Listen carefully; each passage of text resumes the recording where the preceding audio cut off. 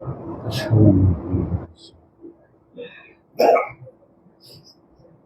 على الصلاة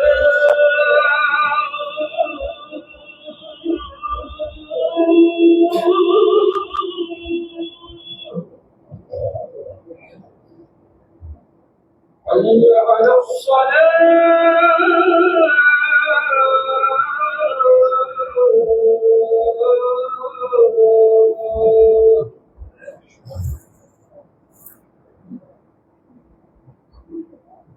حي على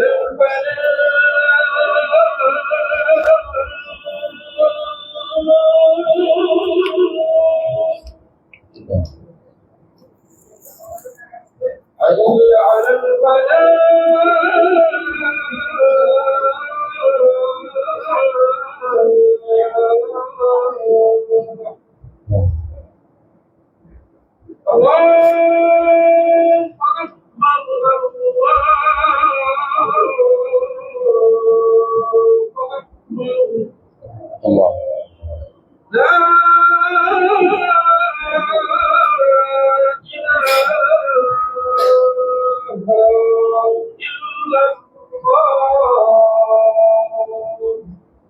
الله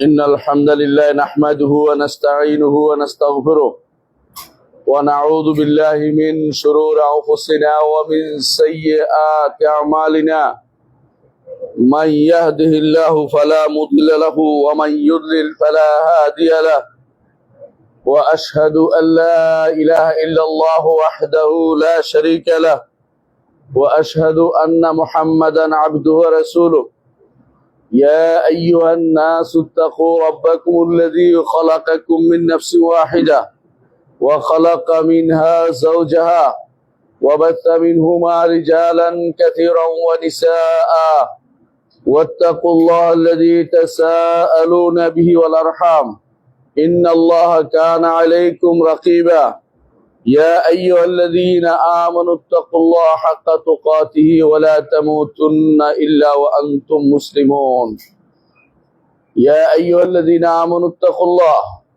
وقولوا قولا سديدا يصلح لكم أعمالكم ويغفر لكم ذنوبكم ومن يطع الله ورسوله فقد فاز فوزا عظيما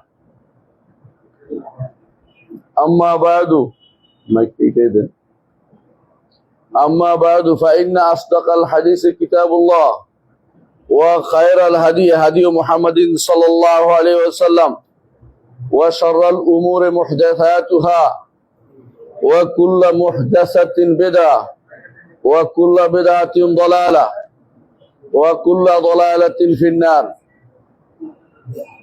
أيها الناس اتقوا الله فإن التقوى ملاك الحسنات ومن يتق الله يجعل له مخرجا ويرزقه من حيث لا يحتسب ومن يتق الله يجعل له من أمره يسرا সম্মানিত মুসল্লিয়ান ইকরাম আমি আমার নিজেকে ও আপনাদেরকে আল্লাহর তাকওয়া অবলম্বন অনুরোধ জানাচ্ছি যেই তাকওয়া অবলম্বন করে আল্লাহ তাআলা আমাদেরকে যে কোনো বিপদ থেকে উদ্ধার করার ওয়াদা তিনি দিয়েছেন আর আল্লাহ থেকে উত্তম ওয়াদাকারী সত্য ওয়াদাকারী আর কেউ নেই তিনি তার ওয়াদা অবশ্যই বাস্তবায়ন করবেন জগতের বুকে অনেক সমস্যায় নবী রাসূলগণ পতিত হয়েছেন সবাইকে আল্লাহ তাআলা উদ্ধার করেছেন তাকওয়ার কারণে এবং সবাইকে সর্বশেষ বড় মুসিবত থেকে ওই তাকওয়ার কারণে উদ্ধার করবেন আল্লাহ তাআলা কোরআনে কারীম বলেছেন তিলকাল জান্নাতুল্লাতী নুরিসু মিন ইবাদিনা মান কানা তাকিয়া আমার বান্দাদের মধ্যে যারা মুত্তাকি তাদেরকে আমরা জান্নাতের ওয়ারিস বানাবো মুত্তাকি না হলে কেউ জান্নাতে যেতে পারবে না তাকওয়ার এলিমেন্টস পরিপূর্ণ না হলে জান্নাতে যেতে পারবে না। ময়লা নিয়ে জান্নাতে যাওয়া যাবে না। গুনাহ, বেদাত, শিরক, কুফর, নিফাক এগুলি নিয়ে কেউ জান্নাতে যেতে পারবে না। এগুলির মধ্যে কিছু ভয়াবহ আছে, যেগুলি থাকলে কোনোদিনই কেউ জান্নাতে যেতে পারবে না। তা হচ্ছে কারো মধ্যে যদি নিফাক থাকে, কারো মধ্যে যদি কোনো কুফর থাকে, কারো মধ্যে যদি কোনো শিরক থাকে, তাহলে সে কোনোদিনই জান্নাতে যেতে পারবে না। আবার কিছু আছে ময়লা, এই সমস্ত ময়লার মধ্যে জান্নাতে যাওয়ার প্রতিবন্ধক তার মধ্যে কিছু আছে, যেগুলো আপনি যদি দীর্ঘদিন হয়তো আপনি আযাব ভোগ করবেন, অথবা আল্লাহ তাআলার রহমতে কারো সুপারিশে অনুমতি প্রাপ্ত হলে কেউ সুপারিশ করবে, অথবা আল্লাহ তাআলা তাকে বাঁচিয়ে দিবেন। বিভিন্ন কারণে হয়তো সে পার পেয়ে যাবে, কিন্তু কোনোদিন কোনো ব্যক্তি পূর্ণ মুত্তাকির অবস্থায় না গিয়ে জান্নাতে যেতে পারবে না। তাকওয়ার বিরোধী প্রত্যেকটি কাজ জান্নাতে যাওয়া বিরোধী। তাকওয়ার বিরোধী প্রত্যেকটি কাজ জান্নাতে যাওয়া বিরোধী। যদি জান্নাতে যেতে দেরি হয়, এটাকে সহজ দেরি মনে করেন না। দুনিয়ার বুকে আমরা বিপদ আপদে অনেক সময় এতই অধৈর্য হয়ে পড়ি, হয়তো সেটা কয়েক বছর বা কয়েক মাস, কিন্তু সেখানে কয়েক হাজার বছর হয়তো আপনাকে আগুনে জ্বলতে হবে, হাসরের মাঠে অবস্থান করতে হবে। এসব মূল কারণ হচ্ছে তাকওয়া বিরোধী যে প্রবণতা আমার মধ্যে এসেছে, সেটা থেকে মুক্ত হতে পারি নাই, দুনিয়ার বুকে মুক্ত হওয়ার সুযোগ হয় নাই।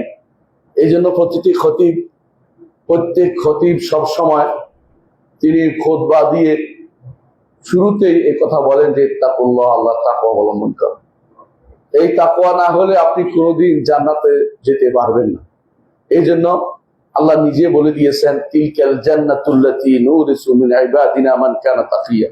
আমাদের বান্দাদের মধ্যে যারা তাকওয়ার অধিকারী হবে তাদেরকে জান্নাতের ওয়ারিস বানাবেন তিনি। আর তাকওয়ার যদি কোনো অধিকারী হতে হয়, জান্নাতের ওয়ারিস হতে হয়, তাহলে অন্তরটা পরিপূর্ণ পরিচ্ছন্ন হতে হবে। শিরিক থেকে, কুফর থেকে, বেদাত থেকে, গুনাহ থেকে পরিপূর্ণ না হওয়া পর্যন্ত জান্নাতে যেতে পারবেন না। আল্লাহ তাআলা এর জন্য বলছেন, ইয়াউমা লা ইয়ানফাউ মালুন ওয়ালা বানুন ইল্লা মান আতাল্লাহা বিকলবিন সালিম। সেদিন সম্পদও কাজে লাগবে না। দুনিয়াতে অনেক সম্পদ রেখে গেছেন, আল্লাহর রাস্তায় কাজে লাগান নাই, সেগুলি কাজে লাগবে না। কিন্তু যেগুলো আল্লাহ হাতে দিয়ে দিয়েছেন সেগুলো কাজে লাগবে। আল্লাহর হাতে দিয়ে দিয়েছেন সেগুলি কাজে লাগবে, কিন্তু যেগুলো আপনি রেখে গেছেন সেগুলি আপনার কোনো কাজে লাগবে না। যদি না আপনার সন্তান আপনার জন্য দান করে থাকে, তাহলে সেটা কাজে লাগবে, কিন্তু আপনি রেখে চলে গিয়েছেন সেগুলি সেদিন কোনো কাজে লাগবে না।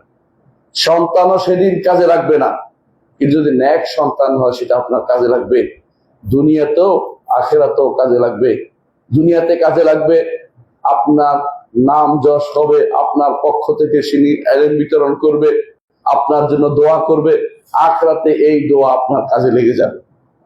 রাসূলুল্লাহ সাল্লাল্লাহু আলাইহি ওয়াসাল্লাম বলেছেন, হাসরের দিন কোন ব্যক্তি দেখবে যে তার আমল নামায় এত আমল যুক্ত হয়েছে থেকে, সেটা এত কিছু করেনি। তখন বলবে, বিস্তিগফার ওয়ালাদিকা লাক, তোমার সন্তান তোমার জন্য যে ইস্তিগফার করেছে, ক্ষমা প্রার্থনা করেছে, সেটা তোমার কাজে জমা হয়েছে। সন্তানকে সম্পদে পরিণত করুন, আপনার সন্তানকে সম্পদে পরিণত করুন। সন্তানকে সম্পদ আহরণের একটা অস্ত্র বানাবেন না। আমরা যেটা করি, সবচেয়ে বেশি পছন্দ করি ওই সন্তানকে, যে সন্তান চাকরি করে, টাকা পয়সা দিতে পারে, রোজগার করতে পারে, বিশাল একটা পোস্টে আছে। এর বিপরীতে ওই সন্তানকে পছন্দ করুন যে সন্তান দিনদারিতে শ্রেষ্ঠ, যে সন্তান ফজরের সালাতে হাজির হয়, যে সন্তান মসজিদে আজান দিলে তার শরীরের মধ্যে বিভিন্ন অনুভূতি হয়, সে ঘরে থাকতে পারে না। এরকম সন্তান তৈরি করা দরকার। এই সবই তখনই সম্ভব যখন তাকওয়ার ব্যাপক বিস্তার ঘটাতে পারবেন। তাকওয়া অর্জন করতে হলে কি করতে হবে? যেহেতু আপনি জেনেছেন, এতক্ষণ আলোচনা জেনেছেন যে তাকওয়া অর্জন না করলে আখিরাতে জান্নাতে যেতে পারবেন না। আল্লাহ বলে দিয়েছেন জান্নাতে যেতে হলে তাকওয়া থাকতে হবে। এই তাকওয়ার স্তরগুলো একটু জেনে নিই। তাকওয়ার সর্বনিম্ন স্তর সেটা হচ্ছে ঈমান, কিন্তু থাকতেই হবে। নিম্ন কিন্তু এটা নিম্ন না, অর্থাৎ এতটুকু থাকাই লাগবে। কম বাড়তি প্যারামিটার বাড়বে, অসুবিধা নাই। যতটুকু না থাকলে না, তা হচ্ছে ঈমান থাকতে হবে। ঈমান আপনার থাকতে হবে। এই ঈমান, দ্বীন, ইসলাম এগুলি যদি না থাকে, যত বড় কাজই করুক না কেন আল্লাহর দরবারে কিছুই কবুল হবে না। আল্লাহর দরবারে কবুল করাতে হলে ঈমান আপনার জন্য থাকতে হবে, সাথে বাড়তে থাকবে যখন আপনি সাথে আমল সালেহ করবেন। ইন্নাল্লাযীনা আমানু ওয়া আমিলুস সালিহাতি কানাত লাহুম জান্নাতুল ফিরদাউসি নুজুলা। ঈমান এবং আমল সালেহ করলে আল্লাহ তাআলা বলছেন জান্নাতুল ফিরদাউস তিনি দিবেন মেহমানদারি হিসেবে। আল্লাহু আকবার। ঈমান ও আমল সালেহ থাকলে জান্নাতুল ফিরদাউস আল্লাহ আপনাকে দিবেন, ওয়াদা করেছেন। আল্লাহর চেয়ে সত্য ওয়াদাকারী আর কেউ নেই। ওয়ামান আসদাকু মিনাল্লাহি কিলা ওয়ামান আসদাকু মিনাল্লাহি হাদিসা। আল্লাহর চেয়ে সত্য কথা আর কেউ নেই। তিনি সত্য বলেছেন, তিনি বলেছেন ঈমান আমল সালেহ থাকলে জান্নাতে যেতে পারবেন। জান্নাতে যাওয়ার জন্য আজ এক একজন এক এক ফর্মুলা দিচ্ছে। কেউ মনে করছে সারা জীবনের জন্য বাইরে গেলেই জান্নাত, কেউ মনে করছে রাস্তা আটকাইতে পারলেই জান্নাত, কেউ মনে করছে মারামারি করে লাগিয়ে দিতে পারলে জান্নাত। কিন্তু আপনাকে জান্নাতে যেতে হলে দুটি কাজের কোনো বিকল্প নেই। প্রথম কি হচ্ছে ঈমান, দ্বিতীয়ত হচ্ছে আমল সালেহ। প্রত্যেকটি মানুষের উপরে দুটি কাজ ফরজ, নিজের জন্যই ফরজ, অন্যের জন্য হলে আরো দুইটা কাজ রয়েছে। সেটা হচ্ছে ওয়াতাওয়াসাউ বিল হাক্কি ওয়াতাওয়াসাউ বিস সাবর, যেটা সূরা আসরের মধ্যে আপনারা সবসময় পড়ে থাকেন। আল্লাহ তাআলা বলছেন ওয়াল আসর ইন্নাল ইনসানা লাফি খুসর। আল্লাহ তাআলা আসরের শপথ করেছেন। সেটা সময় হতে পারে, অথবা সেটা কালও হতে পারে, অথবা আসরের সালাতের সময়টা হতে পারে। এ নিয়ে আমার মতভেদের কোনো দরকার নেই। আল্লাহ তাআলা যা ইচ্ছে তা দিয়ে শপথ করতে পারে, কিন্তু মানুষ আল্লাহ ছাড়া আর কারো নামে শপথ করতে পারে না। মানুষ আল্লাহ ছাড়া কারো নামে শপথ করতে পারে না। আল্লাহ তার গুণ শুধুমাত্র তার শপথের জায়গা, এর বাইরে আর কিছু দিয়ে শপথ করতে পারে। আল্লাহ তাআলা তিনি সময়ের শপথটা এই জন্য করেছেন, কারণ মানুষের জীবনটা পুরোটাই সময়। আপনার যে সময় অতিক্রান্ত হয়ে গেছে, বৃদ্ধ বয়সে এসে তখন বুঝতে পারবেন আমার বয়সে আসলে যে বিরাট ভুল হয়ে গেছে, অনেক কিছু করতে পারতাম, করতে পারিনি। কোরআনকে আরো মুখস্থ করতে পারতাম, করতে পারিনি। সে সময় আর ফিরে পাবেন না। এই জন্য এই যে সময় পার হয়ে গেছে, এর মধ্যে আপনি কি করবেন আল্লাহ তাআলা এটা আমাকে জানিয়ে দিয়েছেন। বলছেন মানুষ ক্ষতিগ্রস্ততায় লিপ্ত থাকে। ইন্নাল ইনসানা লাফি খুসর, অর্থাৎ বেশিরভাগ মানুষই ক্ষতিগ্রস্ততার মধ্যে থাকে। লাফি খুসর অর্থ হচ্ছে এটাই যে ক্ষতিগ্রস্ততার মধ্যে জীবন অতিবাহিত করে। কেউ ঘুমিয়ে কাটিয়ে দেয়, কেউ খেলাধুলায় কাটিয়ে দেয়। আল্লাহ তাআলার জন্য কোরআনে কারীম সূরা হাদীদে বলছে ইন্নামাল হায়াতুদ দুনিয়া, মানুষের জীবনটা হচ্ছে এরকম লাহবুন ওয়া লাইবুন, খেলা এবং দুলা। খেলাধুলা বুঝছেন কিনা? বাচ্চারা সবসময় ভুলিয়ে রাখে একটা সময়, লাহবুন, ভুলিয়ে ভুলিয়ে খাওয়াতে হয় বাচ্চাদের। সময়টা দেখেন কেমন। তারপরে একটু বড় হলে খেলাধুলায় লিপ্ত হয়ে যায় বাচ্চারা, একটু বড় হলে বাচ্চারা খেলাধুলায় লিপ্ত হয়। ইন্নামাল হায়াত লাহবুন ওয়া লাইবুন ওয়া যিনাতুন, আর একটু বড় হলে পরিচ্ছন্ন জিনিস পড়া, ভালো কিছু কিনা, একটা হুন্ডা কিনা, ওটা দেখানোর জন্য একটা শো আপ তার মধ্যে চলে আসে, যিনাতুন। তারপর এরপর যখন বিয়ে শাদী করে বাচ্চারা, তখন কি করে? যিনাতুন তাফাখুরুম বাইনাকুম ফিল আমওয়াল ওয়াল আওলাদ, সন্তান কি হয়েছে, সম্পদ কি হয়েছে, এই নিয়ে পরস্পর অহংকারে মত্ত হয়ে পড়ে। মানুষের পুরো জীবনটা এরকম, পুরো জীবনটা এরকম। ছোট কালে ভুলে থাকে, তারপর খেলাধুলা লিপ্ত থাকে, তারপরে দেখা গেল সে সৌন্দর্যবর্ধক কাজে লিপ্ত থাকে। এরপরে পুরো সময়টা থাকে আমার এই আছে, সেই আছে, আমার ওইটা আছে, ওইটা আছে, একটা অহংকারমূলক জীবন সে যাপন করে। আল্লাহ তাআলা কোরআনে কারীমে আমাদের পুরো জীবনে একটা চিত্র তুলে ধরেছেন। এই জীবনে যে আছে, এই অবস্থায় যে আছে, সে ব্যক্তি কখনো সফলতার মুখ দেখবে না। সে ব্যক্তি হচ্ছে লাফিয়ে ফসল, সেই ব্যক্তি অবশ্যই ক্ষতিগ্রস্ততার মধ্যে আছে। কারণ সে ছোট কাল থেকে তার রবকে শিখেনি, তার দিন কি জানেনি, তার নবীকে তার সম্পর্কে জানেন না। অনেক ছাত্র পাবেন, অনেক বন্ধু পাবেন আপনার সমাজে, অনেকে তার সন্তানকে আল্লাহ সম্পর্কে জ্ঞান দেয়নি, মুহাম্মদুর রাসূলুল্লাহ সাল্লাল্লাহু আলাইহি ওয়াসাল্লামকে পরিচয় তুলে ধরে নাই, কোনোদিন সে তুলে ধরেনি, সিরাতের একটা বই সে পড়ে নাই। তারা এমনও আছে সর্বোচ্চ ডিগ্রিধারী হয়ে গেছে, কিন্তু মুহাম্মদুর রাসূলুল্লাহ সাল্লাল্লাহু আলাইহি ওয়াসাল্লামের সিরাত সে পড়ে নাই।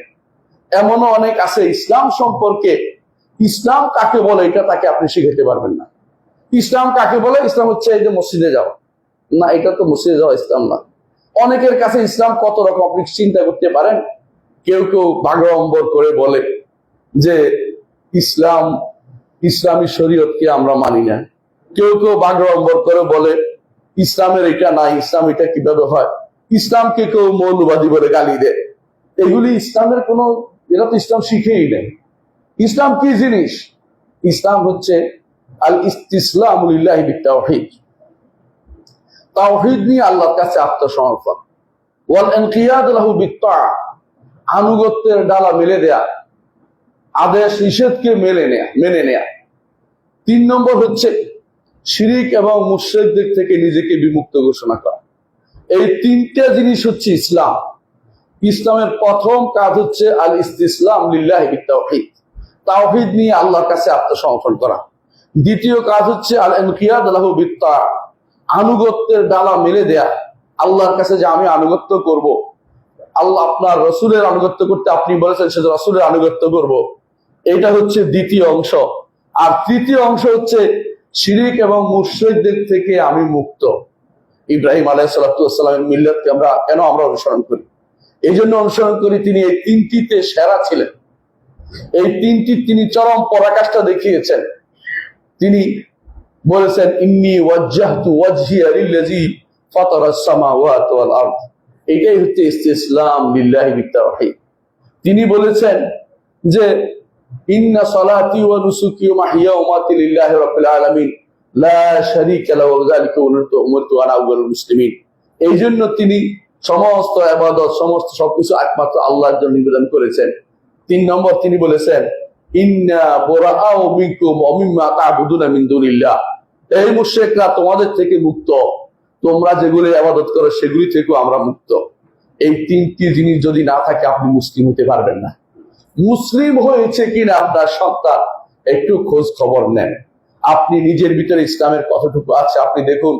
আপনি রাতের বেলা যখন পড়েন, যখন আপনি বিতির পড়েন, তখন বলেন ওয়ানাখলাউ ওয়ানাতরুকু মাইয়াফজুরুকা, যে আপনার ফাজের ফাসেক তার সাথে আমি সম্পর্ক রক্ষা করি না। মুখে বলতেছেন, আসলে কর্মকাণ্ডে কিন্তু মুনাফিকি করছেন। সকালবেলা সেই আপনার বন্ধু হয় অমুক তমুক, যারা ঈমান হারা মানুষের সাথে আপনার বন্ধুত্ব হয়। আপনি কি আসলে ঈমানের সাথে আছেন? আপনি কি মুনাফিকি করছেন না? আপনার আচরণ তো মুনাফিকি আচরণ। ঈমানদার যদি হতে হয়, আপনি ক্ষতিগ্রস্ত মুক্ত হতে হলে ঈমানদার হতে হবে। ঈমানদার হওয়ার আগে মুসলিম হতে হয়। মুসলিম হচ্ছে সর্বনিম্ন স্তর ঈমানদারের, যা না হইলে ঈমানের পথে ঢুকতে পারে না, যা না হলে ঈমানের পথে ঢুকতে পারে না। নামমাত্র ঈমান যার আছে সে মুসলিম, পরিপূর্ণ ঈমান যার আছে সে মুমিন। ঈমান আছে, ইসলাম আছে, ঈমান আছে, তারপরে নফল কাজ করে আরো বেশি কিছু অর্জন করেছে, অন্তরটাকে আল্লাহর প্রতিপূর্ণ ধাবিত করতে পেরেছে, সেই ব্যক্তি হচ্ছে মুহসিন। এই 3টি স্তর দ্বীনের রয়েছে। এই 3টি স্তর আপনাকে শিখতে হবে। এই 3টি স্তর হচ্ছে ইল্লাল্লাযীনা আমানু, ওই ব্যক্তি ক্ষতিগ্রস্ত থেকে মুক্ত। সবাই ক্ষতিগ্রস্ত নয়, যারা ঈমান এনেছে তারা ক্ষতিগ্রস্ত থেকে মুক্ত। এই ঈমান আনার জন্য 3টি স্তরের কোন স্তরে আপনি আছেন আপনি জানতে হবে। 3টি স্তর তো আছে, কেউ মুসলিম, কেউ মুমিন, কেউ মুহসিন। মুসলিম, মুমিন, মুহসিন, আপনি কোন স্তরে আছেন আপনি নিজেকে একটু জিজ্ঞাসা করুন। যদি সর্বনিম্ন স্তর ইসলামের জায়গা, যেটা আমি একটু আগে ব্যাখ্যা করেছি, 3টা জিনিস না থাকে আপনি এখন মুসলিম হতে পারেন না। যদিও আপনি মসজিদে আসেন, যদিও আপনি চলাফেরা করেন, আলামত আছে আপনার ইসলামের, কিন্তু পরিপূর্ণ ইসলাম আমরা অর্জন করতে পারেন না। মসজিদে এসে সিজদা করেন, কখনো কখনো রাজনৈতিক সালাত আদায় করেন, কিন্তু আপনি কখনো কখনো দেখা যাবে অথবা কোরবানি দেন, আপনি এত সব কোরবানি আপনি দেন, হাদিয়া দেন মানুষকে কোরবানি দেওয়ার জন্য, যদিও ইসলামে একজনের কোরবানি আরেকজনের দেওয়ার এই ভাগ করে কোরবানি দেওয়ার নিয়ম ইসলামে নেই, তারপরে আপনি দিচ্ছেন, তারপরে এই সিস্টেমে দিচ্ছেন। অর্থাৎ অনেকে দেখা যায় বিদেশ থেকে টাকা এনে 10 জনের পক্ষে কোরবানি দিয়ে দিচ্ছেন, 10 জনের কোরবানি একজনের দেয় কি করে, এটা কোথেকে পাইছে? সেটা হচ্ছে ব্যক্তিরা 7 জন হতে পারে, কিন্তু আপনি কোরবানি করছেন কার নামে নির্ধারিত হতে হবে, বিনা নামে কোরবানি হয় নাকি? এগুলি অনেক সময় দেখা যায় শরীয়ত এগুলি অনুমোদন করে না, তারপরে সেগুলো চালিয়ে যাচ্ছে। মনে রাখতে হবে আপনাকে আপনার কাজটা আসলে ইসলামিক হচ্ছে কিনা আপনাকে জানতে হবে, আপনি নিজে মুসলিম হয়েছেন কিনা আগে দেখুন। নবীরা এই জন্য বলতেন ফালা তামুতুন্না ইল্লা আনতুম মুসলিমুন, মুসলিম না হয়ে মারা যেও না, ন্যূনতম আপনার মধ্যে ইসলামের চরিত্র আছে কিনা একটু খোঁজ নেন। পরিপূর্ণ ইসলাম আপনার মধ্যে তো পরের কথা, ন্যূনতম ইসলামের অবস্থা আছে কিনা। পরিপূর্ণ ইসলাম হলে আপনি মুমিন হবেন, যে ব্যক্তি মুমিন হবে আর যে ব্যক্তি মুহসিন হবে সেই ব্যক্তি সরাসরি জান্নাতে চলে যাবে, তাদেরকে কেউ আটকাতে পারবে না। এর প্রমাণ হাদিসে রাসূল সাল্লাল্লাহু আলাইহি ওয়াসাল্লাম, হাদিসে রাসূল সাল্লাল্লাহু আলাইহি ওয়াসাল্লাম, যে ব্যক্তি ফরআইজগুলি আদায় করবে, যেই ব্যক্তি ফরআইজগুলি আদায় করবে, আপনি জানেন যে ব্যক্তি ফরআইজগুলি আদায় করে হারামগুলি ছেড়ে দেয়, ঈমানটা ঠিক রাখছে, ফরআইজগুলি আদায় করছে, হারামটা ছেড়ে দিছে, সেই ব্যক্তি ওই সাহাবীর মতো যে সাহাবী রাসূলের দরবারে এসে বলেছিলেন ইয়া রাসূলুল্লাহ, আপনার লোক এসে আমাদেরকে জানিয়েছে দিনে রাতে 5 ওয়াক্ত সালাত আছে। রাসূলুল্লাহ সাল্লাল্লাহু আলাইহি ওয়াসাল্লাম বলেন যে হ্যাঁ, এটাই আমি এটাই বলছি, আমার লোকে ঠিক বলেছেন। তখন ওই লোক বলেছিলেন যে আমি একটু বাড়াবো না, একটু কমাবো না। এরপর হাদিসের লম্বা ইতিহাস, আমি সেদিকে যাব না। সবশেষে ফরজগুলি সে পালন করে বলেছে, তাতেই রাসূল বলেছেন যে আফলাহা ইন সাদাকা, লোকটি যদি সত্য করে দেখায় জান্নাতে যাবে। এবং রাসূলুল্লাহ সাল্লাল্লাহু আলাইহি ওয়াসাল্লাম শেষে অন্য হাদিসের পড়া এটাও আসছে দাখালাল জান্নাতা ইন সাদাকা, যদি সে এটাই করে বেড়ায় জান্নাতে যেতে পারে। তাহলে আপনি ঈমানটা যদি কোনো ঈমানের স্তর যদি আপনার হয়ে যায় জান্নাতে যেতে পারবেন। তারপর যদি মুহসিনের স্তর উপরে উঠে যান, লা ইয়াজালু আবদি ইয়াতাকাররাবু ইলাইয়া বিন-নওয়াফিল, আমার বান্দার উপর যা আমি ফরজ করে দিয়েছি তাছাড়া কোনো কিছু দিয়ে আমার নৈকট্য অর্জন করতে সে পারবে না। বেশি নৈকট্য অর্জন করতে হলে ফরজের প্রতি গুরুত্ব দিতে হবে, এটা বলেছেন। তারপর বলেছেন এরপরে বান্দা যখন নফল সালাত আদায় করতে থাকে, নফল কাজ করতে থাকে, নফল ইবাদত করতে থাকে, তখন বান্দা আরো নিকটবর্তী হয়ে যায়। তখন তার চিন্তা চেতনা, আমার চিন্তা চেতনা, আল্লাহ যেটা চিন্তা, আল্লাহ যেটা আমার জন্য পছন্দ করেন সেটা তার পছন্দ হয়ে যায়। আল্লাহর পছন্দের বাইরে তার হাত চলে না, পা চলে না। এটা হাদিসে কুদসিতে তিনি আল্লাহ তাআলা বলে দিয়েছেন। তখন এই বান্দার স্তর হয়ে যায় মুহসিনের স্তর। মুহসিন যারা, আল্লাহ বলছেন ইন্নাল্লাহা ইউহিব্বুল মুহসিনিন, মুহসিনদেরকে আল্লাহ ভালোবাসেন। এই মুহসিনরা সবার আগে জান্নাতে যাবে। আস-সাবিকুন আস-সাবিকুন উলাইকাল মুকাররাবুন, তারা হবে অগ্রণী যারা আছে তারা মুকাররাব, আল্লাহর বান্দা, আল্লাহর নৈকট্যপ্রাপ্ত বান্দা, তারা সবার আগে উপরের জান্নাতের স্তরে থাকে। তাহলে সবার আগের স্তর হচ্ছে মুহসিনিনদের, এরা হচ্ছে মুকাররাবিনদের, আসহাবুল ইয়ামিনদের আসে। আসহাবুল ইয়ামিনরা হচ্ছে নিচের দিকে যারা মুমিন স্তরে, এরাও জান্নাতে যাবে। মুসলিম যারা শুধুমাত্র নাম মাত্র মুসলিম, ফরজ আদায় করেছে, মাঝে মধ্যে ছুটে গেছে, কিন্তু ইমানের কোনো ঘাটতি হয় নাই। ইমানের ঘাটতি বুঝেন কিনা? আল্লাহ সম্পর্কে ইমানটা বিশুদ্ধ ছিল, ফেরেশতা সম্পর্কে ইমানটা বিশুদ্ধ ছিল, তাকদীর সম্পর্কে ইমানটা বিশুদ্ধ ছিল, আখিরাতের প্রতিটি বিষয় ইমান শুদ্ধ ছিল। তারপরে তার আল্লাহ রসুলের উপর ইমানের বিষয়টা শুদ্ধ ছিল, কিতাবের উপর ইমানের বিষয়টা শুদ্ধ ছিল। এইগুলিতে কোনো সমস্যা হয়নি। সালাতের ব্যাপারে হয়তো তার কোনোদিন ছুটে গেছে, কোনোদিন আবার কাজা করেছে, হারামের ব্যাপারে কোনোদিন উল্টাপাল্টা চলেছে। এই লোকগুলি মুসলিম পর্যায়ে, ইমান ঠিক থাকার পরে যদি কোনো ফরজে ত্রুটি হয়ে যায়, হারামে কোনোদিন ঢুকে যায়, এরা হচ্ছে মুসলিম পর্যায়ের লোক। এরা কিন্তু সরাসরি জান্নাতে যাবে এমন কথা বলা হয়। এরা আটকে পড়বে, হাসরের মাঠে হিসাব দিতে দিতে অবস্থা খারাপ হয়ে যাবে। তারপর যখন পৌঁছেরা পার হবে, কেউ কাটা পড়বে, কেউ নিচে পড়ে যাবে, কেউ বা হাত পা কাটবে, কেউ একেবারে ছিন্ন ভিন্ন হয়ে কোন রকমের টেনে টুনে জান্নাতের দিকে যাবে, কেউ পড়ে থাকবে, আসতে পারবে না। রসুলের সুপারিশ তখন হবে। রসুল বলতে থাকবেন, সে সিরাতের পারে দাঁড়িয়ে তিনি বলতে থাকবেন আল্লাহুম্মা সাল্লিম সাল্লিম, আল্লাহ আমার উম্মতের জন্য সালাম দিন, আমার উম্মতকে নিরাপদ করে দিন। সেই সময় রসুলের সুপারিশ থাকবে। সেই সময় রসুল যখন চলে যাবে, আর কিছু পড়ে গেছে, রসুল সুপারিশ করতে সরাসরি চলে যাবেন, আল্লাহর দরবারে সিজদা করবেন, আল্লাহ অনুমতি দিবেন, আবার সিজদা করবেন, আবার সিজদা করবেন, আবার অনুমতি দেবেন, আবার সুপারিশ করবেন। রাসূলুল্লাহ সাল্লাল্লাহু আলাইহি ওয়াসাল্লাম সেদিন আপনার জন্য সুপারিশ করবেন। এক মানুষ, যে মানুষ আপনার জন্য কেঁদেছে, যে মানুষ আপনার সবচেয়ে আপনজন, এই মানুষের চেয়ে আপনজন আর কেউ হতে পারে না। আপনজন যদি থাকে, শ্রেষ্ঠ আপনজন তিনি হচ্ছেন মুহাম্মদুর রাসূলুল্লাহ সাল্লাল্লাহু আলাইহি ওয়াসাল্লাম। এই মানুষটি আপনাকে রেখে তিনি একা জান্নাতে থাকি যাবেন না। ততক্ষণ পর্যন্ত আপনি না যাচ্ছেন, তিনি বারবার আসবেন। কিন্তু শর্ত একটাই, আপনার মধ্যে ঈমানটা থাকতে হবে, ঈমানের সামান্যতম অংশ থাকতে হবে। পরিপূর্ণ মুমিন হইতে পারেন নাই। ইসলামের যে তিনটা জিনিস বলেছে এগুলি আছে, এই তিনটা জিনিস আছে, কিন্তু ছুটে গেছে মাঝে মধ্যে কিছু ইবাদতে উল্টাপাল্টা হয়ে গেছে। গুনাহ কে না করে? কুল্লু বনি আদম খাত্তা ওয়া খায়রুল খাত্তাইনা তাওয়াবুন। বনি আদম প্রত্যেকেই ভুল করে, উত্তম ভুলকারী হচ্ছে যে তওবা করে। নিরাশ হওয়ার কোনো সুযোগ নেই। যে ব্যক্তি নিরাশ হবে সেই ব্যক্তি শয়তানের ধোঁকায় পড়ে গেছে। অনেক ছেলে আমার কাছে এসে বলে, আমি তো এই গুনাহ করেছি, আমাকে গুনাহ বলতেছিল। তোমার গুনার ফিরিস্তি আমি শুনতে চাই না। তোমার এবং তোমার রবের মাঝে রেখে যাও।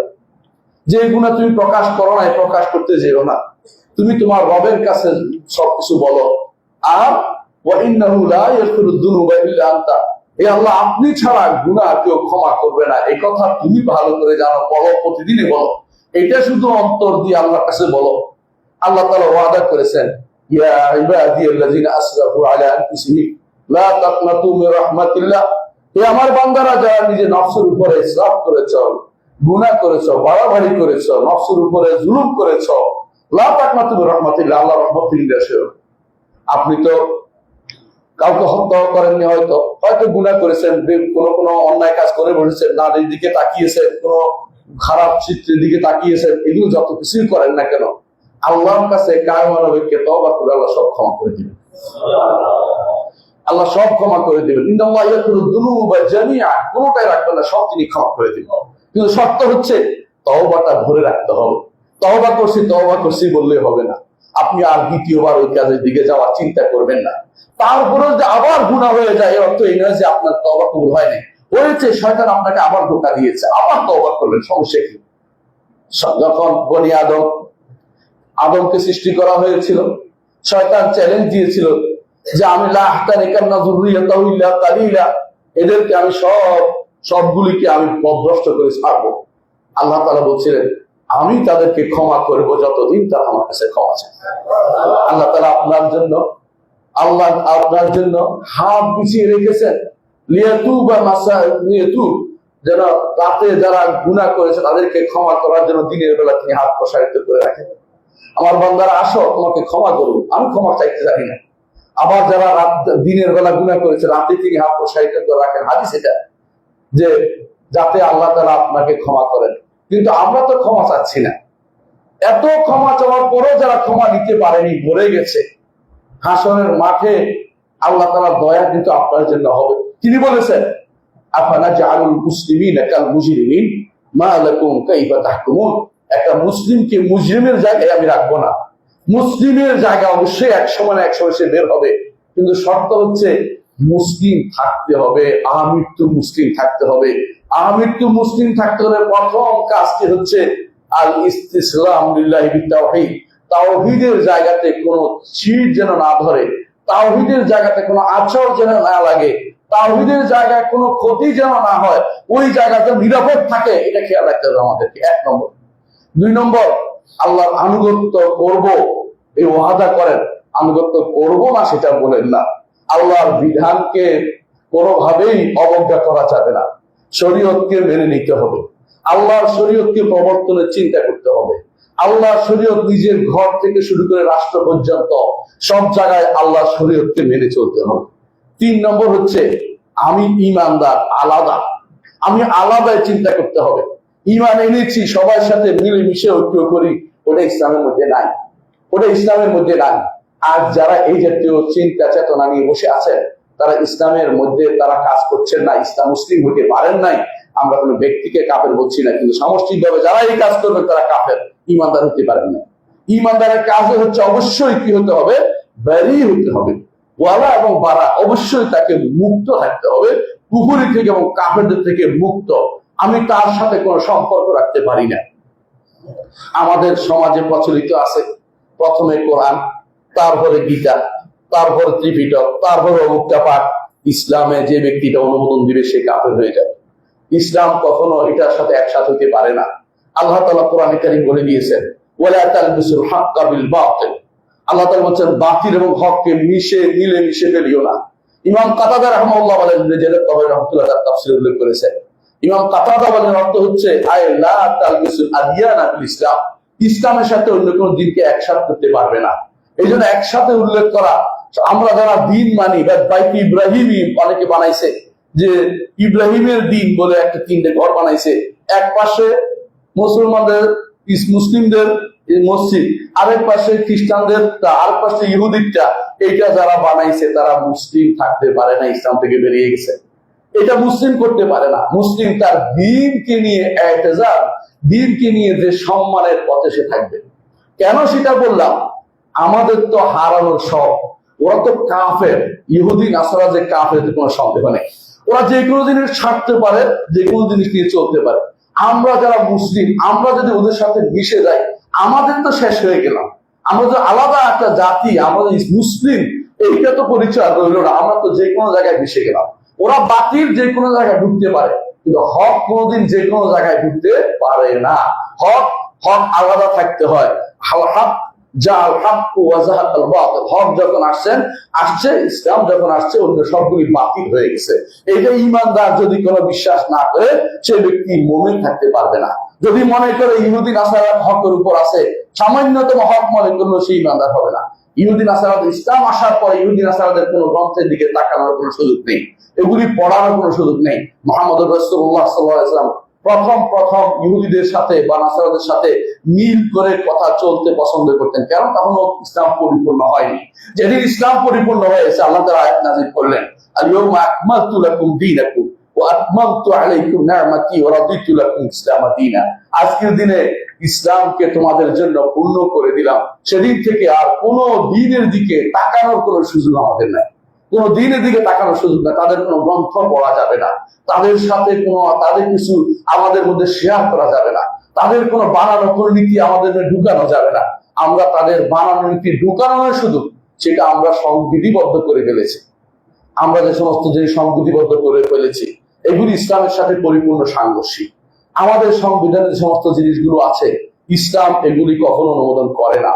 ইসলামে কখনো এই যে আপনারা যেটা ঢুকিয়ে ফেলেছেন যে সমাজতন্ত্র, সোশ্যালিজম, ইসলামে নাই। সোশ্যালিজম ইসলাম হইতে পারে না।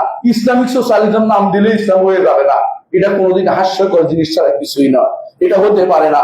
তারপরে ইসলামের নাম দিচ্ছে আপনারা যে সেকুলারিজম, এটাও ইসলামে নাই।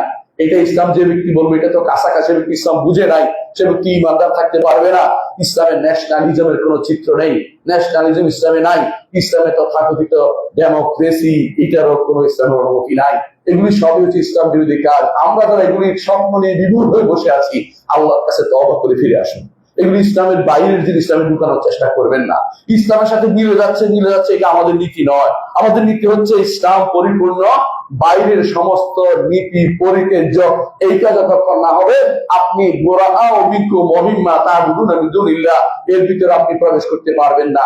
আপনি অবশ্যই মনে রাখতে হবে, আপনার ইসলাম কাফের এবং কাফেরদের যাবতীয় নীতি থেকে নিজেকে বিমুক্ত ঘোষণা করতে হবে। আপনারা পড়েছেন 10টি কাজে ইসলাম থেকে মানুষ বেরিয়ে যায়। এর মধ্যে একটি হচ্ছে, যে কেউ মনে করবে মুহাম্মদ রাসূলুল্লাহ সাল্লাল্লাহু আলাইহি ওয়াসাল্লাম নীতির বাইরে অন্য কারো নীতি, এমনকি যদি খিজির আলাইহিস সালামের কথা হয়, তাও নেওয়া যাবে না। তার অর্থ হচ্ছে, যারা খিজির মতো, তিনি তো নবী ছিলেন, বিশ্বস্ত মতে, বিশুদ্ধ মতে তিনি নবী ছিলেন, অনেকে তাকে ওলি বলেন, বিশুদ্ধ মতে তিনি নবী ছিলেন। তো নবী থাকার পরে খিজিরের মতো তার থেকে আমরা নিতে পারতেছি না, তাহলে কাফেরদের নীতি, কাফেরদের মতবাদ কিভাবে আমরা নিজে জানতে পারি? ইসলাম এটা কোনোভাবে অনুমোদন করে না।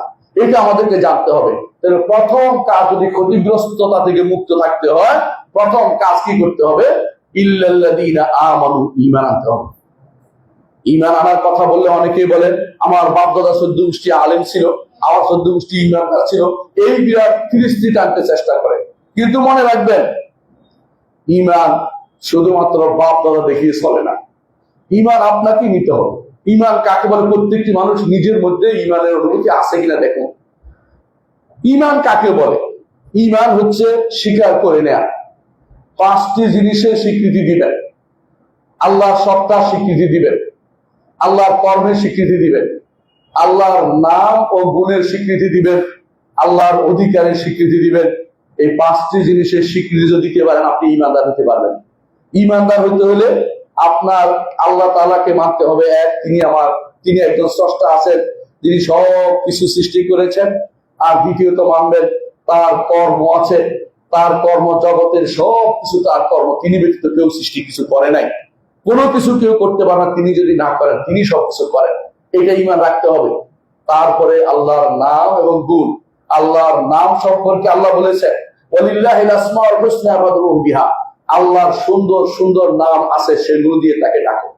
আল্লাহর সুন্দর সুন্দর নাম দিয়ে আল্লাহ তাকে ডাকতে বলেছেন। অনেকে বলে, কি নাম ধরে ডাকবো তোমার, সে খুঁজে পায় না, আল্লাহর নামগুলি কোথায় গেল? আল্লাহর নাম ধরে, আল্লাহর নামের ওসিলা দিয়ে তাকে ডাকুন। আল্লাহ আপনি রহমান, এই ওসিলা দিয়ে রাখছি, আপনি আমাকে রহমত করুন। এইভাবে আপনি একটা একটা করে নাম অর্থ বুঝে আল্লাহর কাছে সেটার ওসিলা দিয়ে আহ্বান জানাবেন। আল্লাহ তাআলা সেটা কবুল করবেন। মুহাম্মদ রাসূলুল্লাহ সাল্লাল্লাহু আলাইহি ওয়াসাল্লাম যখনই বিপদে পড়তেন, তখন তিনি আল্লাহর নাম এবং গুণ দিয়ে দোয়া করতেন। আল্লাহর নাম এবং গুণ দিয়ে দোয়া করতেন। দেখুন, একটি হাদিস বলি, আপনারা হাদিসটা সবসময় জানেন, আপনারা আমল করে বিশ্বাস করি। এই সমাজে এই হাদিসটা আমল বেশি হয় আলহামদুলিল্লাহ। ছিল হচ্ছে, মানুষ রাসূলুল্লাহ সাল্লাল্লাহু আলাইহি ওয়াসাল্লাম বলেছেন, মানুষ যখন কোনো বিপদে পড়ে যায়, তখন যদি সে বলে, আল্লাহুম্মা ইন্নী আবদুকা ওয়া ইবনু আবদিকা ওয়া ইবনু আমাতিকা নাসিয়াতি বিয়াদিকা মাদুন ফিয়া হুকমুকা আদলুন ফিয়া কাদাউকা। এ আল্লাহ, আমি আপনার দাস, দাসের ছেলে, দাসীর ছেলে। অর্থাৎ আমি একেবারে দিনহীন, আমি কেউ না, আমি সবচেয়ে বেশি নিকৃষ্ট একটা ব্যক্তি, দাস দাসী আপনার, দাস দাসীর ছেলে। আমি নিজেও দাস, আমার বাবাও দাস, আমার মাও দাসী। আমি এত নিজেকে দিনহীন ভেবে আল্লাহর সামনে পেশ করছেন। তারপর বলছেন, নাসিয়াতি বিয়াদিকা, আমার যাবতীয় নাসিয়া, কপালের এই জায়গা আপনার হাতে, আপনি যেভাবে ইচ্ছে সেভাবে নিয়ন্ত্রণ করেন। কারণ এখানে মানুষের ব্রেন থাকে, সেটা নিয়ন্ত্রণ করে। মাদিন ফিয়া হুকমুকা, আপনি যা অর্ডার করেন সেটাই আমার হয়, আমি নিজে কিছু করতে পারবো না, যা চাইলেই আমি নিজেকে পরিবর্তন করে ফেলতে পারবো না, আপনার কাছে আমি শুধু নিজেকে সমর্পণ করছি। আসআলুকা বিকুল্লি ইসমিন হুয়া লাকা, আপনার কাছে আমি চাচ্ছি আপনার প্রত্যেকটি নামের ওসিলা দিয়ে। রাসূলুল্লাহ সাল্লাল্লাহু আলাইহি ওয়াসাল্লাম আল্লাহর নামের ওসিলা দিয়ে চাচ্ছে। এবং কি নাম? যেগুলি আপনি কোন বান্দাকে শিখিয়ে, বিকুল্লি ইসমিন হুয়া লাকা সাম্মাইতা বিনাফসাকা, যেগুলি নিজেকে নামকরণ করেছেন। আও আনজালতাহু ফি কিতাবিকা, অথবা আপনার কিতাবে নাযিল করেছেন। আও আল্লামতাহু আহাদান মিন খালকিকা, অথবা আপনার কোন সৃষ্টির কাউকে আপনি তা শিক্ষা দিয়েছেন। আও ইস্তাতারতা বিফি ইলমিল গায়বি ইনদাকা, অথবা গায়বের ভান্ডার রেখে দিয়েছেন, কাউকে জানাননি। আল্লাহর কিছু নাম তোলে গায়বের ভান্ডার রেখে দিয়েছে, কাউকে জানান নাই। আল্লাহর নামের এই জন্য নির্ধারণ করা যে 99টাই শুধু, এই কথা বলা যাবে না। বলতে হবে আল্লাহর অনেক নাম আছে যেগুলি আমরা জানি না, আল্লাহ যেগুলি জানিয়েছে সেগুলি তাকে ডাকতে হবে। আল্লাহর গুণগুলি দিয়ে রাসূলুল্লাহ সাল্লাল্লাহু আলাইহি ওয়াসাল্লাম আল্লাহর কাছে আশ্রয় চাইতেন। আউযু বিইজ্জাতিল্লাহি ওয়া কুদরাতিহি মিন শাররি মা আজিদু ওয়া হাদার, যখন তিনি কোনো ব্যথা পাইতেন সেখানে হাত দিয়ে তিনি বলতেন, আমি আল্লাহর ইজ্জত এবং কুদরতের আশ্রয় নিচ্ছি। যে আল্লাহ তাআলা ইজ্জত কুদরত, আল্লাহর গুণ দিয়ে ইয়া হাইয়্যু ইয়া কাইয়্যুম বিরাহমাতিকা আস্তাগীস, এভাবে নাম ধরে আল্লাহ তাআলা আল্লাহর কাছে উদ্ধার কামনা করতেন। এভাবে রাসূলুল্লাহ সাল্লাল্লাহু আলাইহি ওয়াসাল্লাম শিখিয়েছেন আমাদেরকে কিভাবে আল্লাহর কাছে উদ্ধার কামনা করতে হবে। আল্লাহর নাম গুণগুলি আমরা শিখার প্রয়োজনীয়তা অনুভব করছি না। অর্থাৎ আল্লাহকে চিনতে হলে নাম গুণ দিয়ে চিনতে হবে, চিনার আর কোনো উপায় নেই। এই মাধ্যম ছাড়া চেনার কোনো উপায় নেই, তার নাম গুণের মাধ্যমে তাকে চিনতে হবে। কারণ তাকে দেখিনি, তার মতো কাউকে দেখিনি, তার মতো কেউ নাই, কিন্তু তিনি তো আছেন, তাকে তো দেখিনি, তাকে একসময় দেখবো, যেখানে দেখার পরে সবচেয়ে বেশি আনন্দ আমরা অনুভব করব। তাহলে বোঝা গেল যে আমাকে আল্লাহর নাম ও গুণও জানতে হবে যদি ঈমানদার হতে হয়। যদি ঈমান যদি আপনার থাকে, নাম গুণ জানতে হবে, আল্লাহর নাম এবং গুণ সবগুলি স্বীকৃতি দিতে হবে, কোনোটাকে বাদ দেওয়া যাবে না। আর সর্বশেষে এক ইবাদত, হক যেটা, এগুলো ইবাদত, এটা একমাত্র আল্লাহর জন্যই করতে হবে, আর কারোর জন্য ইবাদত করা যাবে না। এই 5টি জিনিস যদি আপনি নিজ জীবনে সবসময় রাখতে পারেন, আপনি ঈমানদার, ন্যূনতম ঈমানদার হতে পেরেছেন। ন্যূনতম ঈমানদার অর্থাৎ কোন রকম জান্নাতে যাওয়ার জন্য একটা পথ আপনার আছে, কিন্তু এরপরে যদি গুনাহগার হয়ে যান, ফরজ যদি ঠিক মতো আদায় না করেন, সেটা কোনটা? ইল্লাযীনা আমানু ওয়া আমিলুস সালিহাত, আমলের সালেহতে যদি আপনার ডিস্টার্ব হয়, তাহলে কিন্তু আর আপনার আবার আটকে গেলেন। আমলের সালেহ পরিপূর্ণ আছে, আপনি কিন্তু জান্নাত যেতে পারবেন। ঈমান আছে, আমলের সালেহ আছে, জান্নাত যেতে পারবেন। আল্লাহর ওয়াদা সত্য। কিন্তু ঈমান আছে, আমলের সালেহতে ডিস্টার্ব হয়েছে, এখন আপনার জন্য বিপদ হয়ে গেছে। কখনো কখনো আমলের সালেহ করতে যাইয়া যদি কোনো শিরিক করে ফেলেন, তো ঈমানও বরবাদ হয়ে গেছে। আমলের সালেহ করতে গিয়ে শিরিক কেমনে করে? সেটা হচ্ছে দেখানোর রিয়া করছে, অথবা কবরদের কাছে জয় করে ফেলেছে।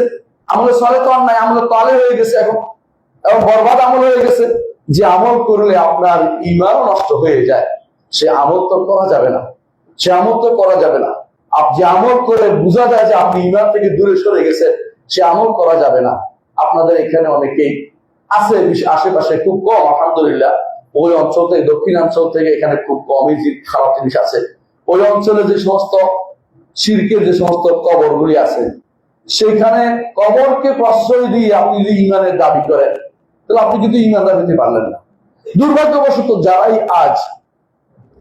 যারাই আজ ইসলামের কথা বলে, তারা কেউ এ পর্যন্ত বলে নাই, আমরা দেখি নাই যে আমি ক্ষমতায় গেলে কবরগুলিকে, শিরকের আখড়াগুলিকে ভেঙে দেব। এই কথা কাউকে বলতে আমরা শুনি না। কেন? তারা ভালো করে জানে এটা বললে ভোটের সংখ্যা কমে যায়।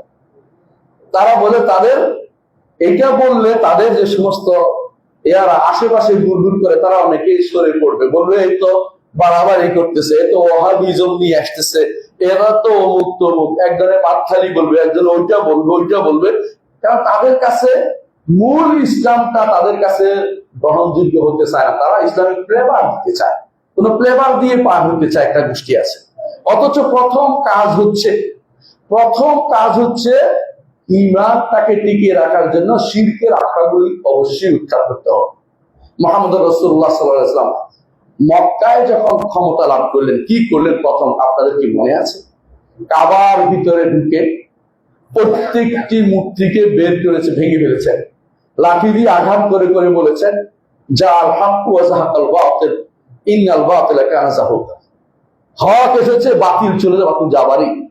কাবার ভিতরে মূর্তি যদি রাসূল ভাঙতে পারেন, আপনি ক্ষমতায় গেলে কি ভাঙবেন একটু বলেন না? আপনি ইসলামিক হয়েছেন, আপনার দায়িত্ব রয়েছে। আমাদের দায়িত্ব সেটা নয়, আমাদের বলা পর্যন্ত দায়িত্ব। আপনার দায়িত্ব, যিনি ক্ষমতায় যাবেন তার দায়িত্ব, প্রথম কর্তব্য হচ্ছে ইসলামী রাষ্ট্রের প্রথম কর্তব্য হচ্ছে শিরিক মুক্ত ব্যবস্থাপনা তৈরি করা। শিরিকের কোন নীতি ঠিকানা থাকতে পারবে না। কবরগুলিকে ভেঙে ফেলার নীতি মুহাম্মদ রাসূলুল্লাহ সাল্লাল্লাহু আলাইহি ওয়াসাল্লাম দিয়েছেন। সহিহ মুসলিমে আসছে হাদিসটি। আলী রাদিয়াল্লাহু আনহুকে রাসূলুল্লাহ সাল্লাল্লাহু আলাইহি ওয়াসাল্লাম পাঠিয়েছেন যে আলী, যে তুমি যত উঁচু কবর দেখবে সবগুলিকে ভেঙে ফেলবে, যত বড় বড় মূর্তি দেখবে, মূর্তি বুঝেন কিনা, যেগুলো আপনাদের এখন বিশাল বিশাল নাম, ভাস্কর্য নাম দিয়েছেন, এগুলিকে ভেঙে ফেলার দায়িত্ব রাষ্ট্রপ্রধান। এই মূর্তিগুলো থাকতে পারে না, এই কবরগুলি থাকতে পারে না। আপনি তো ঠিকই খুব খুশি হয়ে মুসলিম রাষ্ট্র, ইসলামী রাষ্ট্র বলেন, কতটুকু ইসলামের ভিতরে আমরা আছি এখনো চিন্তা করে দেখুন, কতটুকু আমরা ইসলামকে প্রতিপালন করে যাচ্ছি। এই মূর্তিগুলো ভাঙার জন্য রাসূলুল্লাহ সাল্লাল্লাহু আলাইহি ওয়াসাল্লাম তার আপন লোক জামাইকে দায়িত্ব দিয়ে পাঠিয়েছেন। তিনি যখন আলী রাদিয়াল্লাহু আনহু আবার যখন ক্ষমতায় আসলেন, তখন তিনি আবুল হাইয়াজ আল আসাদিকে পাঠিয়েছেন, তার পুলিশ প্রধানকে পাঠিয়েছেন যে আবুল হাইয়াজ, তোমাকে কি আমি পাঠাবো না ওই কাজে, যে কাজে আমাকে মুহাম্মদ রাসূলুল্লাহ সাল্লাল্লাহু আলাইহি ওয়াসাল্লাম পাঠিয়েছেন। সেটা কি? যত উঁচু কবর দেখবে সবগুলি মাটির সমান করে দিবে, এবং যতগুলি ভাস্কর্য জাতীয় জিনিস দেখবে, ছবি দেখবে, এগুলিকে মিটিয়ে দিবে, এগুলি কোনো সম্মানের জায়গা রাখবে না। আজ রাস্তার কোণে কোণে জায়গায় জায়গায় যে সমস্ত ভাস্কর্য নির্মাণ করা হয়েছে, এগুলি ইসলামের সাথে সম্পূর্ণ সাংঘর্ষিক। এগুলির কথা আপনারা কেন বলেন না খুতবাতে? এগুলির কথা মানুষকে কেন স্মরণ করিয়ে দেন না? এগুলির কথা শাসক বিন্দু কেন মনে করে দেন না? তিনি যদি ইসলামিক হয়ে থাকে, এগুলিকে অবশ্যই তিনি রাখতে পারেন না। এই জন্য ইসলামকে যদি বাস্তবায়ন করতে হয়, যদি আমল করতে হয় ইসলামের উপরে, আগে শিরকের জায়গাটুকু বন্ধ করে দিতে হবে। শিরকের জায়গাটুকুতে আমল করা যায় না, শিরকের ভিতরে আমল করা যায় না বলেই মুহাম্মদ রাসূলুল্লাহ সাল্লাল্লাহু আলাইহি ওয়াসাল্লাম তিনি এত কষ্ট করে নিজে উঠতে পারছেন না, আলীকে বলছেন, আলী উঠো, আমি হাত দিলাম, তুমি হাতের উপর দাঁড়ায় উঠে ভাঙো। এটা ভাঙতে হবে। প্রথম কাবা ঘরকে পরিচ্ছন্ন করেছেন।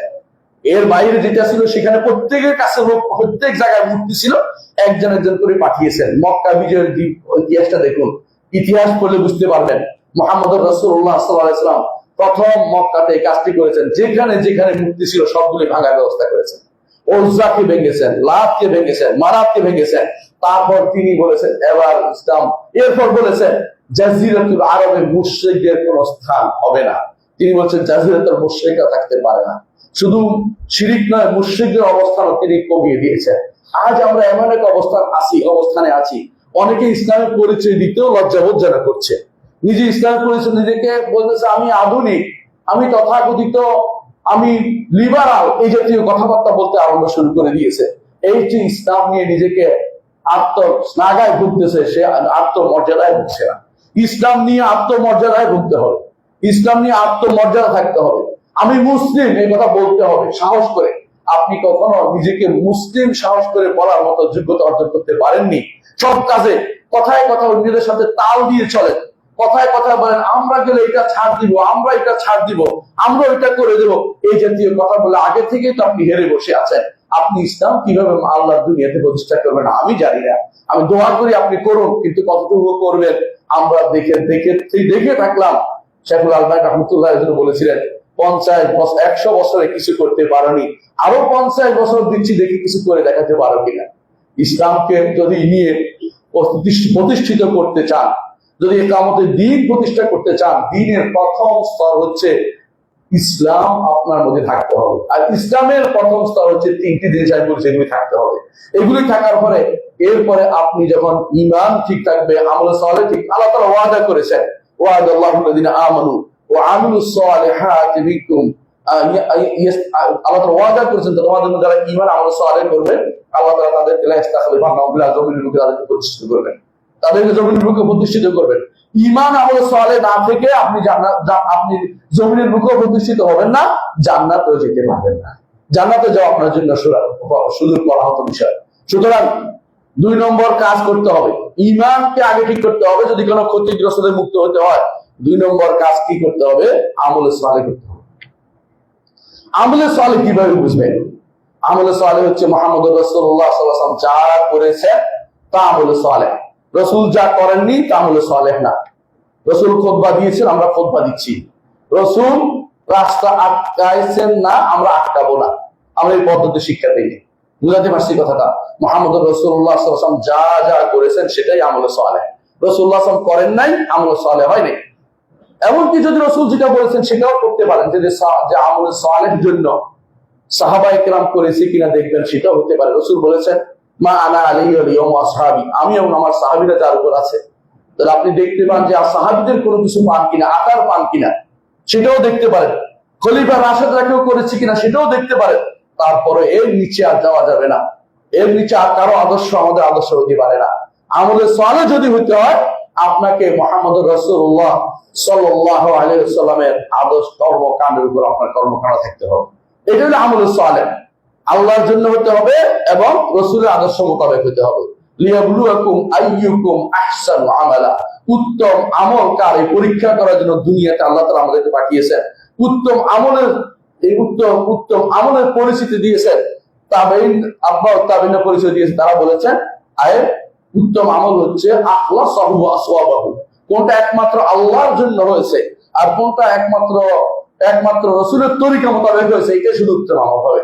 এর বাইরে উত্তম আমল যদি কেউ সারা দিনও বলেন, উত্তম আমল হবে না। মার্চ অমুকের জন্য, মার্চ ফর কাজা, মার্চ ফর অমুক, এগুলি কোনোদিন উত্তম আমল হতে পারে না। কারণ এই সিস্টেম ইসলাম কোনদিন ছিল না। আপনি এটা দিয়ে ইসলামে কায়েম করার চিন্তা করেন না। এগুলি ইসলামে ছিল না। এগুলি হচ্ছে শো আপ, মানুষকে দেখানোর জন্য। এগুলি ইসলাম কোনো উপকার কেউ করতে পারবে না। এগুলি ইসলাম হয় না। এগুলি আপনার মন মতো পদ্ধতি, এগুলি বানানো বর্ষবিকদের বানানো পদ্ধতি, মাও সেতুমদের বানানো পদ্ধতি। এগুলি ইসলামের ভিতরে আপনি কে ঢুকিয়ে দিল? আপনি কেন একবার চিন্তা করলেন আমি যেটা করছি ইসলাম কতটুকু আমার জন্য এগুলি সঙ্গত পদ্ধতি, কেন করছি এটা, কেন করতে যাচ্ছি? অনেকগুলো কাজ আপনি হঠাৎ করে বলেন। আপনি জিজ্ঞাসা করেন না আলেমদেরকে যেগুলি গ্রহণ করা যাবে কিনা। আপনি হয়তো এমন লোকদেরকে জিজ্ঞাসা করেন যারা এই ফিতনায় আগে থেকে নিপতিত রয়েছে, এদেরকে জিজ্ঞাসা করে আপনি আমলগুলি করে যান। এগুলি ইসলামের কোন নীতির ভিতরে পড়ে না। আপনার হয়তো মনোভূত হয়নি আমার কথাকে, কিন্তু কথাটাই সত্য। আপনি এমন কোন কাজ করবেন না যেটা মুহাম্মদ রাসূলুল্লাহ সাল্লাল্লাহু আলাইহি ওয়াসাল্লাম করেননি অথবা তার সাহাবীরা করেননি। ইসলামের প্রথম এই সমস্ত মার্চ নিয়ে এসেছিল কারা? বাগীরা, বিদ্রোহীরা ওসমান রাদিয়াল্লাহু আনহুর বিরুদ্ধে এই সমস্ত মার্চ করেছে। তারা মিশর থেকে চলে এসেছে, মদিনা ঘেরাও করেছে, কোন সাহাবী সেখানে ছিল না। আলহামদুলিল্লাহ, কোন সাহাবী সেখানে অস্তিত্ব ছিল না। এই জন্য খারিজদের মধ্যে কোন সাহাবী পাওয়া যায় নাই, অথচ সেখানে শত শত হাজার হাজার সাহাবী জীবিত ছিলেন। কোন সাহাবী খাওয়ারেজের মধ্যে ছিল না। তারা ছিল গৌরবহীন, আশেপাশে যে সমস্ত মানুষ দিন জানতো না, এরাই শুধুমাত্র ওসমান রাদিয়াল্লাহু আনহুর বিরুদ্ধে বিদ্রোহ করেছে। এই সিস্টেম ইসলামে নাই যে আপনি যেটা করবেন যে রাসূলুল্লাহ সাল্লাল্লাহু আলাইহি ওয়াসাল্লাম আদর্শের বাইরে চলবে। মুহাম্মদ রাসূলুল্লাহ সাহাবীরা এটা করেন নাই এবং এটা কিয়ামত পর্যন্ত দিন হইতে পারে না। ইমাম মালিক রাহমাতুল্লাহ আলাইহির জন্য বলেছেন যে যেই আমল রাসূলের সাহাবীরা করেননি এই আমল তোমরা কোনোদিন করিও না, কারণ কিয়ামত পর্যন্ত এটা কোনোদিন আর রাসূলের দিন হইতে পারে না।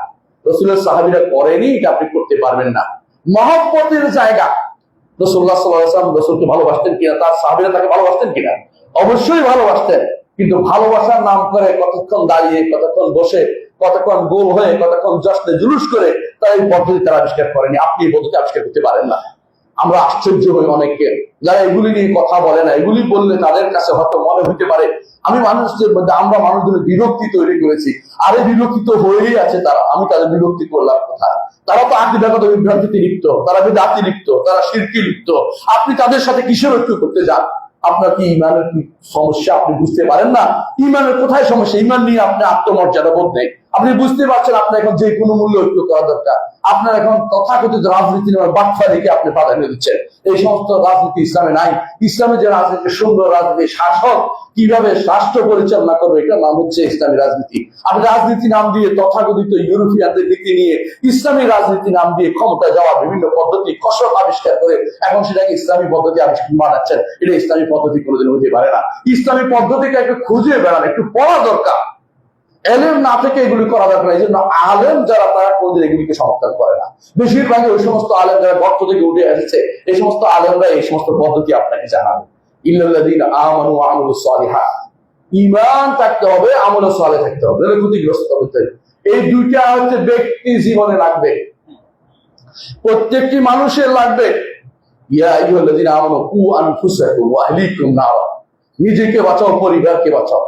আল্লাহর নির্দেশ এটা, নিজেকে বাঁচাও, পরিবারকে বাঁচাও। আমার ক্ষমতা যতটুকু অতটুকুর মধ্যে আপনার জন্য ওয়াজিব করেছে, এর বাইরে ওয়াজিব আপনার জন্য নয়। আপনি যেটা পারবেন এটা করবেন, এর বাইরে যেটা আপনি পারবেন না এটা করতে আল্লাহ তাআলা আপনাকে নির্দেশ দেন নাই। লা ইউকাল্লিফুল্লাহু নাফসান ইল্লা মা আতাহা, আল্লাহ তাআলা একজনকে যা দিয়েছেন এর বাইরে তার উপরে কোনো দায়িত্ব দেন নাই। ক্ষমতা যতটুকু অতটুকু আল্লাহ তাআলা কর্তব্য বলেছেন, ক্ষমতার বাইরে কর্তব্য আল্লাহ তাআলা আপনাকে দেন নাই। যেটা আপনি করতে পারবেন না ওটার দরকার নাই, এটা শুধু বলা, বলতেও পারেন না, অন্তর দিয়ে ঘৃণা করে রাখবেন, এর নিচে যেতে পারবেন না। তিনটার একটা, কিন্তু ক্ষমতা আছে, আপনার নিজেকে সংশোধন করার ক্ষমতা আপনার আছে, আপনার পরিবারকে হাত দিয়ে সংশোধন করার ক্ষমতা আপনাকে আছে। সন্তান নামাজ পড়ে না, থাপ্পড় দিতে পারবেন? পাশের বাড়ির লোকে নামাজ পড়ে না, থাপ্পড় দিতে পারবেন? কখনো পারবেন না, কারণ এটা শরীয়ত বলে না। থাপ্পড় দিয়ে তাকে সোজা করতে বলে, তাকে মুখে বলতে বলে। বলতে পারছেন না, অন্তর দিয়ে ঘৃণা করবেন। কেন ঘৃণা করবেন? সবচেয়ে দুর্বল ইমানের পরিচয় এটা। কিন্তু আপনাকে নিয়মের বাইরে উঠে যেটা আপনার নয় ওটা কাঁধে নিবেন না, ওটা আপনার দায়িত্বের ভিতরে পড়ে না। প্রত্যেকটি মানুষ যদি তার ক্ষমতা অ্যাক্সেস করে, আমি যেখানে ক্ষমতা আছে, একটা পরিবার, প্রত্যেকটি মানুষের পরিবারের সদস্য, পরিবারের যদি আপনি ঠিক করে দেন, রাষ্ট্র সমাজ সব ঠিক হয়ে যাবে। এমনকি পরিবারের ঠিক করতে পারেন না, উপরে উঠে গেছে, আপনার উপরে যারা আছে মেম্বারদের দায়িত্ব হচ্ছে তার ইউনিট গুলো দেখাশোনা করা, চেয়ারম্যানের দায়িত্ব হচ্ছে তার আশেপাশে যারা তার অধীনস্থ তাদেরকে দেখাশোনা করা। এদের দায়িত্ব, উনি কিন্তু দায়িত্ব মুক্ত হতে পারবেন না। ওনার অধীনে যদি কোনো গুনার কাজ হয় উনি আল্লাহর কাছে জবাবদিহি করবেন, কারণ তিনি ক্ষমতাবান ছিলেন। ঠিক অনুরূপ ভাবে যিনি এলাকার বড় কেউ হবেন, ডিসিএসপি হবেন, ওদের দায়িত্ব এলাকাকে নিয়ন্ত্রণ করা, তাদের দায়িত্ব হচ্ছে এই দায়িত্ব আমি কাঁধে নিব না, আমি কাঁধে নিব না। মূর্তি ভেঙে ফেলার দায়িত্ব আমার নয়, এটা রাষ্ট্রের দায়িত্ব। রাষ্ট্র না করলে আল্লাহর কাছে জবাবদিহি করতে হবে। আমার বলার দায়িত্ব আমি বলে যাচ্ছি। এটা ইসলামী শরীয়ত সুন্দর কম্বিনেশন করেছে, ক্ষমতা এবং কর্তব্যের মধ্যে সুন্দর, আবার দায়িত্ব এবং কর্তব্যের মধ্যে সুন্দর একটা কম্বিনেশন ইসলামে রয়েছে। আপনি মন মতো কোনো কিছু চালাতে পারবেন না। নিজের মধ্যে যেটা করা যায় অন্যের মধ্যে করতে গেলে কিছু যদি ভাবতে হয় আপনাকে, সেটার নাম হচ্ছে আর তাওয়াসি বিল হক, হকের দাওয়াত আপনাকে দিতে হবে। আমি ঈমান এনেছি, আমি ঈমান এনেছি, আমল সালেহ করছি, তা যথেষ্ট নয়। পাশের লোককে আসুন ভাই সালাতের মধ্যে আসুন বলতে হবে আপনাকে, আসুন এই জিনিসটা পরিত্যাগ করুন বলতে পারেন না, অন্তত ঘৃণা করতে হবে আপনাকে। সে অন্যায় করে যাচ্ছে, অনবরত সুদ খেয়ে যাচ্ছে, কথা বলে শুনে না, তাই বলে তার সাথে আপনার সমাজ চলতে পারে না। এটা আপনাকে অবশ্যই তাকে পরিত্যাগ করতে হবে। তাকে অবশ্যই তার সাথে আপনার সম্পর্ক, অন্তরঙ্গ সম্পর্ক থাকতে পারবে না। দাওয়াত চলবে, দাওয়াত দিতে না পারলে তাকে বর্জন করতে হবে। এটাই শরীয়তের নীতিমালা। এই নীতিমালা বর্জন করার পরে এখন আপনার উপরে জুলুম আসবে, অত্যাচার আসবে, কষ্ট হবে, বিপদ আপদ আসবে। এই বিপদ আপদে আপনাকে আল্লাহর জন্য ধৈর্য ধারণ করতে হবে। আপনি দেখেছেন মুহাম্মদ রাসূলুল্লাহ সাল্লাল্লাহু আলাইহি ওয়াসাল্লামের সাথীরা মক্কাতে কারো উপরে কিছু করে নাই, শুধু নিজেরাই বলছে লা ইলাহা ইল্লাল্লাহ, নিজেরা বলছে লা ইলাহা ইল্লাল্লাহ, আল্লাহ ব্যতীত কারো কোনো মাবুদকে আমরা কোনো কারো মাবুদ মানি না, কাউকে আখ্যাবাদ করব না, এটাই বলেছে। তারা লা তো ভাঙে নাই, মানা তো ভাঙে নাই, উযা ভাঙে নাই, কিন্তু তাদেরকে কিন্তু ছাড়ে নাই। কাফেররা তাদেরকে ছাড়ে নাই। কেন ছাড়ে নাই? কারণ কাফেররা চেয়েছে যে এইটা যদি জিতে যায়, যদি তাওহীদ জিতে যায়, আমাদের এগুলি থাকবে না। দিন দিন এই যে ছোট ছোট বাচ্চাগুলি সব ইসলাম গ্রহণ করছে, এরা যদি বড় হয়ে যায়, আমাদের এই মূর্তিগুলির অবস্থা খারাপ হয়ে যাবে। যুদ্ধের ময়দানে এই জন্য আবু জাহাল বলে বসলো, আবু সুফিয়ান তখন ইসলাম গ্রহণ করে তিনি বলে বসলো, ও লোহবন, ওমরের জয়ধ্বনি হোক। রাসূলুল্লাহ সাল্লাল্লাহু আলাইহি ওয়াসাল্লাম এখন চুপ থাকা যাবে না, ওটা কথা বলো, কথা বলো।